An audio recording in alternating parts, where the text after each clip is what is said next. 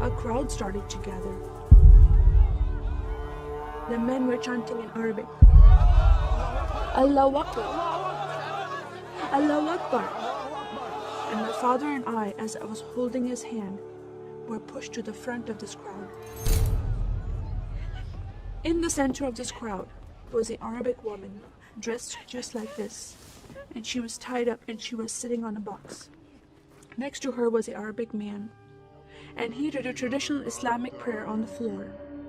And he got up from the floor, and from his side, he pulled out this very long golden sword, and he beheaded the woman. My legs are shaking, and my heart is going fast. And my father said, "If you don't listen to the teachings we're instilling in your life, this will happen to you one day."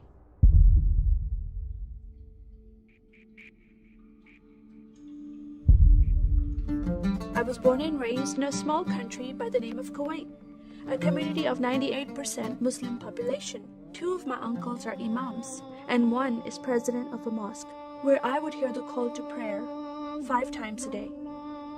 As a Muslim, the word Yahudi, which means Jew, was instilled in me as a bad word, as a cuss word. The Yahudis should not exist.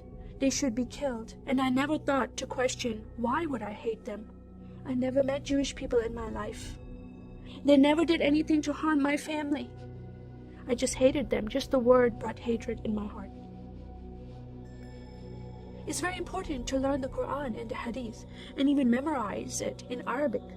I even entered a competition where you recite a long chapter in front of Islamic leaders and teachers.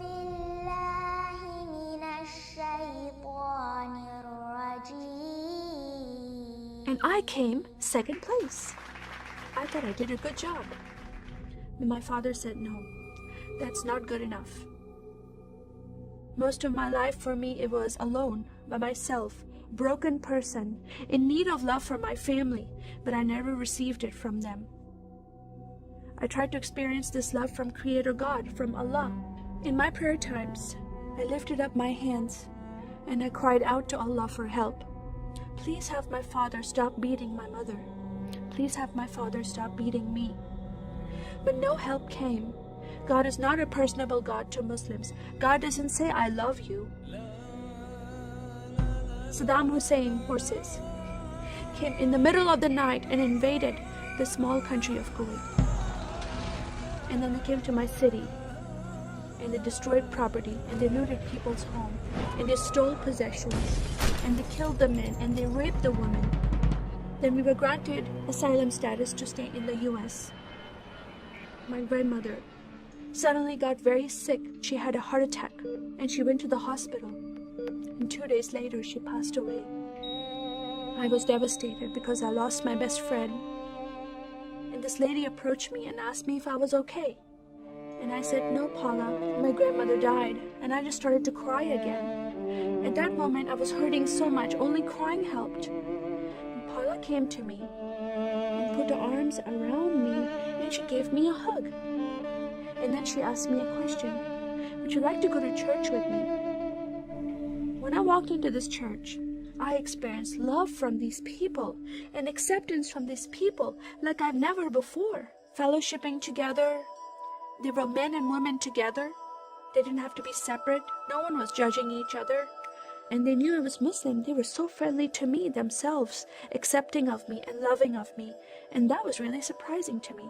And for the first time in my life, I heard a message from the Bible. He started reading the message about Yeshua. When he walked into the synagogue, he was given a scroll from Prophet Isaiah, and he opened the scroll and he started reading that scripture. That the Spirit of the Sovereign Lord is upon me, because he has anointed me to preach the gospel to the poor.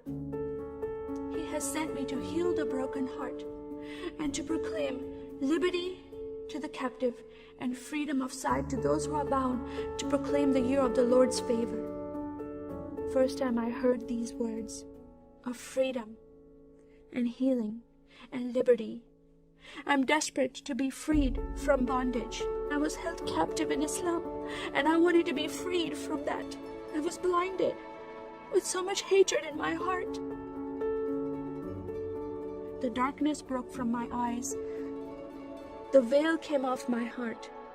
I knew the decision I was making to leave Islam is a big decision. By Sharia law, Islamic law, it is death penalty. But I'm desperate to know a living God.